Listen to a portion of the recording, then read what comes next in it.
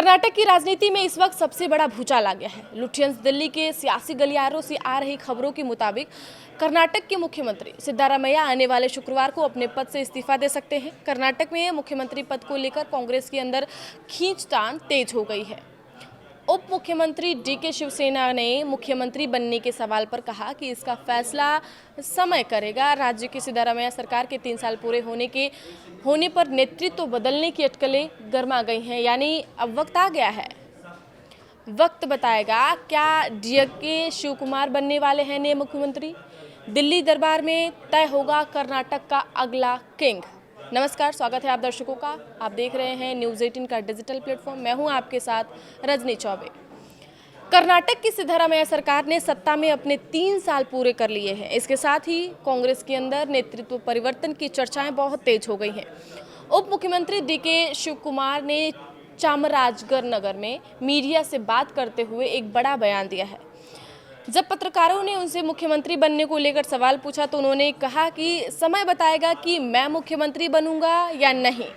शिवकुमार के इस बयान के बाद राज्य में राजनीतिक कयासों का बाजार गर्म हो गया है। शिवकुमार के समर्थक लगातार मांग कर रहे हैं कि साल 2023 के समझौते के तहत अब उन्हें राज्य की कमान सौंपी जानी चाहिए। राजनीतिक गलियारों में यह चर्चा आम है कि कांग्रेस आलाकमान जल्द ही इस मुद्दे पर बड़ा फैसला ले सकता है। पार्टी का शीर्ष नेतृत्व मुख्यमंत्री सिद्धारमैया और प्रदेश अध्यक्ष डीके शिवकुमार को दिल्ली बुला सकता है। वहां दोनों नेताओं के बीच जारी इस रसाकशी को सुलझाने का प्रयास किया जाएगा। कांग्रेस नेतृत्व चाहता है कि सरकार और संगठन के बीच तालमेल बना रहे। बेंगलुरु में गृह मंत्री जी परमेश्वर ने इस पूरे विवाद पर स्थिति स्पष्ट करने की कोशिश की है। उन्होंने मीडिया से कहा है कि बेवजह बदलाव का सवाल क्यों उठाया जा रहा है। उप मुख्यमंत्री ने खुद साफ किया है कि उन्होंने किसी तरह के बदलाव की मांग नहीं की है। परमेश्वर ने कहा है कि पार्टी में आलाकमान की ही सर्वोच्च है, वही तय करेगा कि राज्य में क्या करना है और कब करना है। क्या सिद्धारमैया को हटाने के लिए समय सीमा तय हुई थी? गृह मंत्री जी परमेश्वर ने बताया कि मीडिया में बयानबाजी करने से किसी को कुछ हासिल नहीं होने वाला है। मुख्यमंत्री को बदलने या बनाए रखने का फैसला हम यहाँ बैठकर नहीं कर सकते हैं। परमेश्वर ने एक और बड़ी बात कही कि जहाँ तक उन्हें जानकारी है, सिद्धारमैया को मुख्यमंत्री बनाते समय ऐसी कोई समय सीमा तय नहीं की गई थी। के.एन. राजन्ना के बयान पर क्यों भड़के डीके शिवकुमार? जी हाँ, पूर्व सहकारिता मंत्री के.एन. राजन्ना के हाल ही में एक बयान देकर विवाद खड़ा कर दिया है। राजन्ना ने कहा था कि अगर नेतृत्व बदलता है तो दलित नेताजी परमेश्वर को मुख्यमंत्री बनाना चाहिए।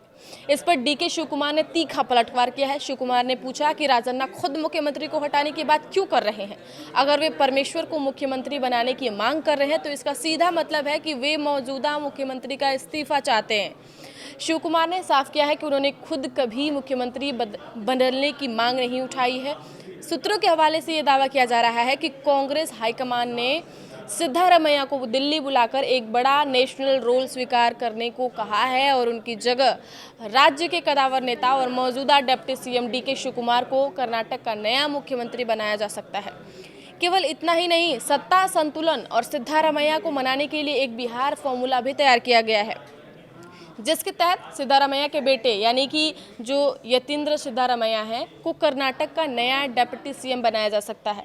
हालांकि कांग्रेस आलाकमान इस चर्चा को महज अफवाह और आगामी राज्यसभा चुनाव की सामान्य बैठ बताकर टालने की भी कोशिश कर रही है, लेकिन कर्नाटक भवन की हलचल कुछ और ही कहानी बयां कर रही है। यह बड़ा सियासी घटनाक्रम दिल्ली में कांग्रेस मुख्यालय में हुई एक बेहद महत्वपूर्ण और संवेदनशील बैठक के बाद सामने आई है।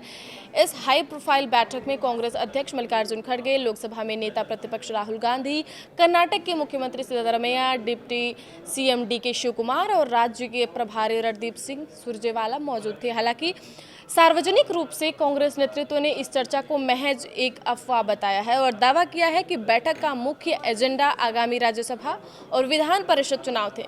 नेतृत्व परिवर्तन को लेकर कोई आधिकारिक बात नहीं हुई है, लेकिन सूत्रों का ऐसा दावा किया जा रहा है कि बंद कमरे में 2 घंटे से अधिक समय तक चली इस बैठक की कहानी कुछ और ही थी।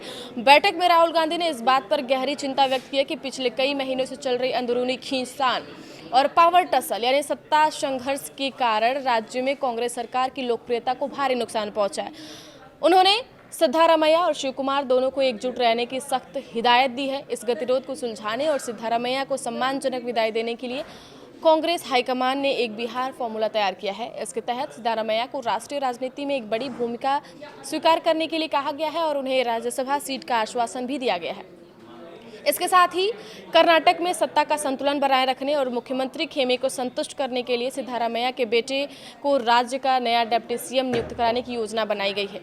मुख्यमंत्री का यह छूट भी दी गई है कि वे अपने राजनीतिक भविष्य और नई कैबिनेट के गठन को लेकर खुद फैसला ले सकते हैं। फिलहाल इस हलचल ने कर्नाटक से लेकर दिल्ली तक की सियासत को पूरी तरह गरमा दिया है। आगे की खबरों के लिए आप बने रहिए न्यूज़ 18 के साथ। धन्यवाद।